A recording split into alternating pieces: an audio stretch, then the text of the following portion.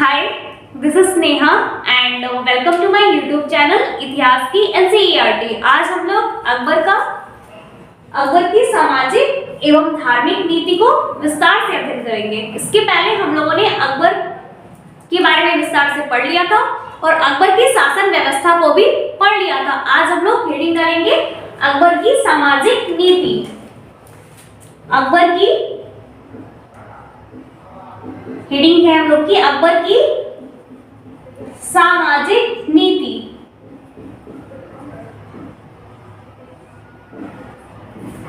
अकबर की सामाजिक नीति। अकबर एक महान शासकों में से एक है। अकबर ने एक विशाल साम्राज्य की स्थापना की थी। अकबर यह जानता था कि वह बिना हिंदुओं के सहयोग से एक विशाल साम्राज्य की स्थापना ना तो कर सकता है और ना ही उन पर अधिकार कर सकता है। इसलिए अकबर ने कई हिंदुओं से अपने संबंध बनाए रखे थे। जैसा कि अकबर ने कई हिंदुओं को अपने दरबार में ऊंचा स्थान भी दिया था। जैसे कि ऊंचे स्थान में जैसे कई हिंदुओं को अकबर ने अपने दरबार में मनसबदार के पद पे भी रखा था और जिसमें अनेक राजपूत राजा भी शामिल थे, जिनसे अकबर ने वैवाहिक संबंध भी स्थापित किया था और व्यक्तिगत संबंध भी स्थापित किया था। जैसे कि हम लोगों ने पहले भी पढ़ा था कि अकबर ने आमेर के राजपूत राजा भारमल की पुत्री हरखाबाई उर्फ जोधाबाई से विवाह किया था। जो जोधाबाई थी वो क्या थी? एक हिंदू कन्या थी। तो अकबर ने स्वयं ही एक हिंदू कन्या से विवाह किया था। इस प्रकार से अकबर ने अपना सामाजिक विस्तार किया था। इसके बाद हम लोग अगली हेडिंग डालेंगे अकबर की धार्मिक नीति। तो अकबर की धार्मिक नीति क्या क्या थी? अकबर क्या था? एक धर्म प्रिय शासक था। अकबर एक क्या था? धर्म प्रिय शासक था। और अकबर की धार्मिक सहिष्णुता की नीति का हमें इस बात से पता चलता है कि अकबर ने फतेहपुर सीकरी में एक इबादत खाना का निर्माण करवाया था। कहां पे? फतेहपुर सीकरी में। कहां पे? फतेहपुर सीकरी। यहां पर अकबर ने एक इबादत खाना का निर्माण करवाया था। इबादत खाना। और ये जो इबादत खाना था, यहाँ पे अनेक तरह के धर्म गुरु आते थे और तरह तरह के धर्म से संबंधित बातों को किया करते थे और उन पर चर्चा किया करते थे। इससे क्या होता था?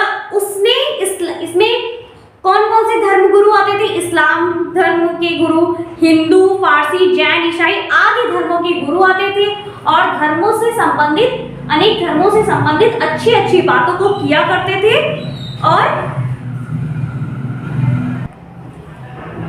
उन पर चर्चा भी किया करते थे। इस प्रकार से अकबर ने इन सभी धर्मों से मिली जुली एक नए धर्म की शुरुआत की थी और उस धर्म का नाम था दीन-ए-इलाही। अकबर ने एक नए धर्म का प्रचलन शुरू किया था और उस धर्म का नाम था दीन-ए-इलाही। दीन-ए-इलाही। अकबर ने दीन-ए-इलाही नामक एक नए धर्म को प्रचलन में लाया और जो ये दीन-ए-इलाही धर्म है ये अनेक धर्मों से मिला जुला धर्म है, जिसमें इस्लाम, हिंदू, फारसी, जैन, ईसाई आदि धर्मों की अच्छी अच्छी बातें सम्मिलित है। और इसके साथ ही ये जो धर्म है इसका जो एक मुख्य उद्देश्य था, दीन-ए-इलाही धर्म का मेन उद्देश्य था लोगों में एकता स्थापित करना। दीन-ए-इलाही धर्म का उद्देश्य क्या था? लोगों में एकता स्थापित करना। अकबर ने इस धर्म को इसीलिए शुरुआत किया था ताकि जो अनेक धर्मों के लोग हैं वो इस धर्म को माने और लोगों में एकता का भाव उत्पन्न हो। एकता का संबंध स्थापित करना। एकता का संबंध स्थापित करना। तो अकबर का इस धर्म के माध्यम से यही उद्देश्य था। दीन-ए-इलाही धर्म के माध्यम से अकबर का यह उद्देश्य था कि जो लोग हैं उनके समाज में जितने लोग हैं सभी धर्मों के मानने वाले लोगों में एकता का संबंध स्थापित हो सके। इसके साथ साथ अकबर ने सुलह कुल की नीति अपनाई थी। कौन सी नीति? अकबर ने सुलह कुल की नीति को भी अपनाया था। अकबर ने सुलह कुल की नीति अपनाई थी। और इस नीति को अकबर ने क्यों अपनाया था? ताकि उसके समाज में एक शांतिपूर्ण व्यवस्था बनी रहे, जिससे इतने बड़े राज्य अकबर का जो बहुत बड़ा सा राज्य था, इस अकबर के बड़े से राज का काम शांतिपूर्ण ढंग से चल सके और सब लोगों का इसमें समर्थन भी मिलता रहे। इस नीति को अकबर के बाद आने वाले मुगल बादशाहों ने भी अपनाया था। इस नीति पर हम भक्ति एवं सूफी आंदोलनों का स्पष्ट रूप से प्रभाव हम देख सकते हैं। इसके बाद इस नीति का पालन करते हुए राजमहल में अकबर ने हिंदू, फारसी और आदि धर्मों की कुछ रीतियों को भी अपनाना शुरू किया था। अकबर ने हिंदू और पारसी आदि धर्मों की कुछ नीतियों को भी अकबर ने मनाना शुरू कर दिया था। और इसके साथ ही अकबर ने कुछ ग्रंथों का अनुवाद फारसी भाषा में करवाया था। वो ग्रंथ कौन कौन से थे? गीता,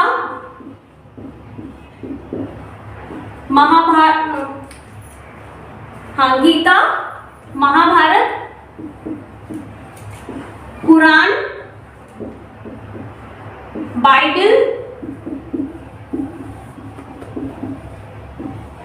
बाइबल और इसके साथ ही पंचतंत्र, सिंहासन 32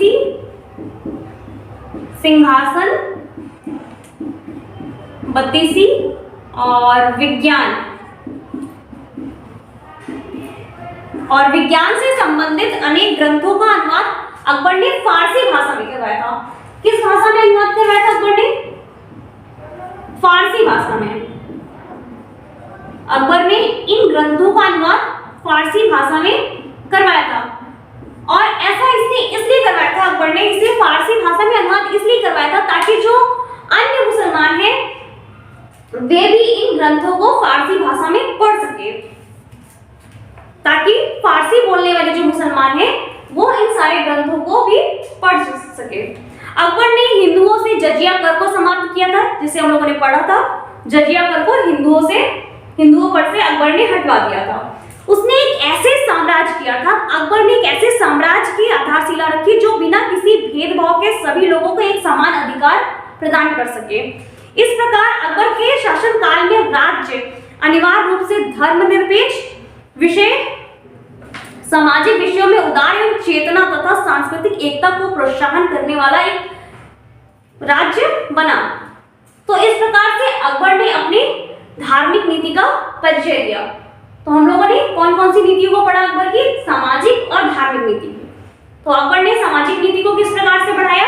अकबर ने एक विशाल साम्राज्य की स्थापना की थी, क्योंकि अकबर जानता था कि वह बिना हिंदुओं के सहयोग से एक विशाल साम्राज्य की स्थापना नहीं कर सकता। इसके लिए अकबर ने अपने दरबार में हिंदुओं को ऊंचे ऊंचे स्थान प्रदान किए, जैसा कि मनसबदार का भी स्थान दिया और उसमें से कुछ राजपूत राजा भी इसके दरबार में शामिल थे।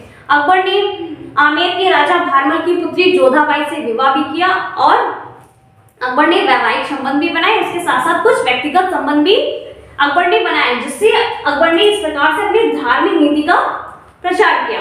इसके बाद अकबर एक धार्मिक सहिष्णुता शासक था और इस चीज का पता इस चीज से चलता है कि अकबर ने फतेहपुर सीकरी में इबादत खाना का निर्माण करवाया था, जिसमें अनेक प्रकार के धर्मगुरु आते थे और प्रत्येक धर्म से संबंधित शिक्षा दिया करते थे और उन पर चर्चा विचार विमर्श भी किया करते थे।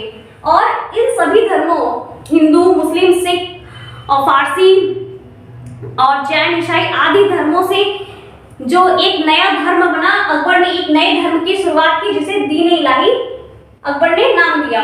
और इस धर्म का उद्देश्य एक था कि लोगों में एकता का संबंध स्थापित करना। ये एक ऐसा धर्म था जो सभी धर्मों का एक मिला जुला रूप था, दीन ए इलाही। और इसके साथ साथ अकबर ने सुलह कुल की नीति को अपनाया, जिससे उसके राज्य में शांतिपूर्ण ढंग से व्यवस्था लागू हो सके और लोग एक शांतिपूर्ण ढंग से अपने जीवन को व्यतीत कर सके। इसके बाद अकबर ने कुछ ग्रंथों का फारसी भाषा में अनुवाद कराया, जैसे जिसमें गीता, महाभारत, कुरान, बाइबल, पंचतंत्र, सिंहासन 32 एवं विज्ञान के कुछ ग्रंथ शामिल थे। अकबर ने इन ग्रंथों का फारसी में अनुवाद क्यों करवाया? ताकि कुछ ऐसे मुसलमान जिन्हें फारसी का ज्ञान था, जो फारसी भाषा को जानते थे, वे इन ग्रंथों को भी पढ़ सके। इस प्रकार से अकबर ने अपने धार्मिक सहिष्णुता का परिचय दिया। इसके बाद हम लोग हेडिंग डालेंगे साहित्य।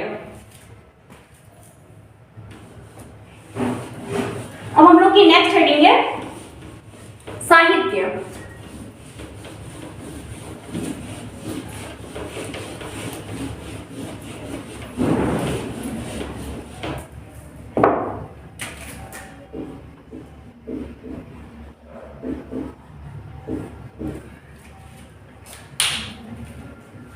अकबर जो था वो सदैव हमेशा क्या करता था, विद्वानों से और जो बहुत पढ़े लिखे लोग रहते थे उनसे विचार विमर्श हमेशा किया करता था।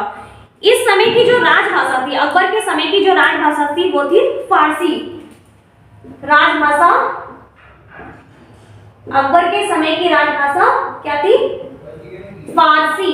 अकबर के समय की राजभाषा फारसी थी। इस समय बहुत सारे विद्वान थे जैसे अबुल फजल, फैजी, बदायूनी, ये उच्च कोटि के लेखक और इतिहासकार थे अकबर के समय में।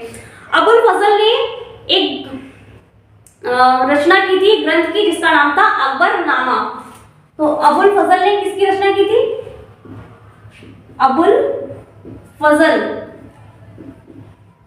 फजल ने अकबरनामा की रचना की थी। और इसके साथ साथ अबुल फजल ने महाभारत और रामायण का फारसी में अनुवाद किया था। और क्या किया था? महाभारत और रामायण का किस भाषा में अनुवाद किया था? फारसी भाषा में अनुवाद किया था। फारसी भाषा में अनुवाद किया था। किसने किया था? अबुल फजल ने महाभारत और रामायण का फारसी भाषा में अनुवाद किया था। अब्दुल रहीम खान खाना के हिंदी में लिखे गए दोहे आज भी बहुत ही लोकप्रिय माने जाते हैं। और जो ये अब्दुल रहीम खान खाना है अकबर के समय के ही साहित्यकार हैं। गोस्वामी तुलसीदास ने इन्हीं के समय में रामचरितमानस की रचना इसी काल में हुई थी, इसी समय में हुई थी। और इस समय में हमारे देश में कागज पर लिखना आरंभ हो गया था और इसकी शुरुआत, कागज पे लिखने की जो शुरुआत है वो चीन से मानी जाती है। और इसके साथ जो प्रमुख संगीतकार थे अकबर के दरबार में, जो प्रमुख संगीतकार थे जिनका नाम था तानसेन, ये भी अकबर के दरबारियों नवरत्न में से एक थे। इसके पहले वाले क्लास में मैंने अकबर के 9 रत्नों के बारे में बताया था। वो कौन कौन से थे? पहला नाम था मुल्ला दो प्याजा, हकीम हुकाम, अब्दुल रहीम खान खाना, राजा टोडरमल और राजा मान सिंह, राजा बीरबल। और इसके बाद फैजी है, तानसेन है और अबुल फजल। इस तरह से फैजी, इस तरह से 9 रत्न अकबर के दरबार में थे। इसके बाद हम लोग हेडिंग डालेंगे कला। अकबर के काल में कौन कौन सी कला थी, किस प्रकार की थी, उसके बारे में हम लोग पढ़ेंगे। तो हम लोग हेडिंग डालेंगे कला। साहित्य को हम लोगों ने पढ़ लिया है अकबर के काल में, अब हम लोग कला के बारे में पढ़ेंगे। तो अकबर ने आगरा के निकट फतेहपुर सीकरी नामक नगर बसाया था। कौन सा नगर बसाया था? फतेहपुर सीकरी।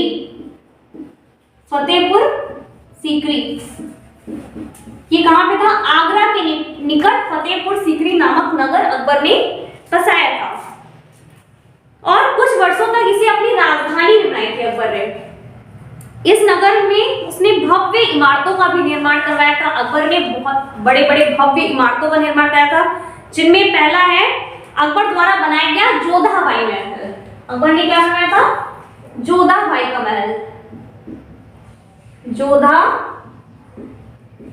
जोधा भाई का महल, जोधा भाई उनकी पत्नी का नाम है। अकबर ने फतेहपुर सीकरी में जोधा भाई का महल बनवाया था। इसके बाद अकबर ने हवा लेने के लिए बनाया गया 5 मंजिलों वाला पंचमहल बनवाया था। ये भी फतेहपुर सीकरी में है। पंचमहल ये भी अकबर द्वारा बनवाया गया था। आगरा के लाल किला में स्थित दीवाने आम, लाल किला में स्थित क्या बनवाया था? दीवान ए आम, दीवाने आम, और इसके साथ साथ अकबर ने दीवाने खास को भी बनवाया था, दीवान ए खास। और ये दोनों ही अकबर ने आगरा के लाल किला में बनवाया था। तो क्या क्या बनवाया था? दीवाने आम और दीवाने खास। और ये जो दीवाने आम हुआ करता था, ये राज्य के दीवाने आम में अकबर राज्य के लोगों से मुलाकात किया करता था। दीवाने आम में क्या होता था? अकबर राज्य के लोगों से मुलाकात, राज्य के लोगों से मुलाकात। अकबर जो है दीवाने आम में राज्य के लोगों से मुलाकात किया करता था और यहाँ मंत्रियों के साथ शासन संबंधी मंत्रणा किया करता था। मंत्रियों के साथ शासन संबंधी मंत्रणा, शासन संबंधी मंत्रणाएं अर्थात बातचीत किया करता था या विचार परामर्श किया करता था। तो अकबर ने आगरा के किला में स्थित क्या बनवाया था? दीवाने आम बनवाया था और दीवाने खास। दीवाने आम में अकबर राज्य के लोगों से मुलाकात किया करता था और दीवाने खास में अकबर मंत्रियों के साथ शासन संबंधी मंत्रणा या विचार विमर्श किया करता था।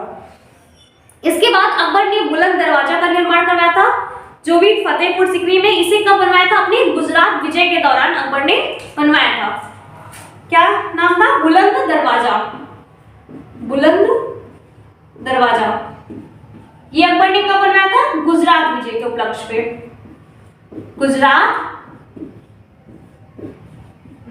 विजय के उपलक्ष्य में अकबर ने बुलंद दरवाजा का निर्माण करवाया था, जो फतेहपुर सीकरी में ही है। अकबर ने शेख सलीम चिश्ती की दरगाह, शेख सलीम चिश्ती, इनकी दरगाह भी बनवाया था अकबर ने। शेख सलीम चिश्ती की दरगाह बनवाया था, जो फतेहपुर सीकरी आगरा में है। इसका निर्माण तो अकबर ने करवाया था, किंतु इस पे संगमरमर की इमारत में बाद में परिवर्तित हुआ था, जो जहांगीर ने किया था। तो अकबर ने इन सारी स्थापत्य को बनवाया था। तो एक बार फिर से हम लोग पढ़ लेते हैं। तो अकबर के काल में जो राजभाषा थी वो क्या थी? फारसी। और अकबर के काल में बहुत सारे साहित्यकार थे और कौन थे? अकबर के काल में अनेक तरह के साहित्यकार थे और लेखक भी थे, जिनमें से बहुत ही प्रमेय थे, जैसे कि अबुल फजल, फैजी, अब्दुल रहीम खान खाना, बदायूनी। ये सब बहुत ही फेमस लेखक और साहित्यकार थे। अबुल फजल ने अकबरनामा का निर्माण करवाया था और निर्माण किया था, और इसके साथ साथ अबुल फजल ने महाभारत और रामायण का फारसी में अनुवाद किया था। इसके बाद अकबर के काल में बहुत सारे नहीं 9 रत्न थे, जिनका नाम हमने आपको बता दिया है। इसके बाद अकबर के काल की कला, अकबर ने फतेहपुर सीकरी नामक एक नगर बसाया था और अकबर ने कुछ समय तक फतेहपुर सीकरी को अपनी राजधानी भी बनाई थी। और अकबर ने जोधाबाई का महल फतेहपुर सीकरी में बनवाया था, पंचमहल। और इसके साथ साथ जब अकबर ने गुजरात विजय किया था, गुजरात को जीत लिया था, तब इस उपलक्ष्य में अकबर ने बुलंद दरवाजा का भी निर्माण फतेहपुर सीकरी में किया था। शेख सलीम चिश्ती की दरगाह को भी अकबर ने ही बनवाया था। बाद में इस पर संगमरमर का कार्य जहांगीर ने किया था। इसके बाद अकबर ने आगरा के किला में दीवाने आम और दीवाने खास, इन दोनों का भी निर्माण करवाया था। दीवाने आम में अकबर राज्य के लोगों से मुलाकात किया करता था और दीवाने खास में अकबर मंत्रियों के साथ शासन संबंधी मंत्रणा किया करता था। तो इस प्रकार से अकबर के काल का हम लोगों ने आज सामाजिक धार्मिक नीति को पढ़ा, और इसके बाद हम लोगों ने अकबर के काल की साहित्य और कला को भी हम लोगों ने आज कवर कर लिया है। तो आज का ये जो हमारा क्लास है यहीं तक। So thank you for watching my this video. Please like, subscribe and share.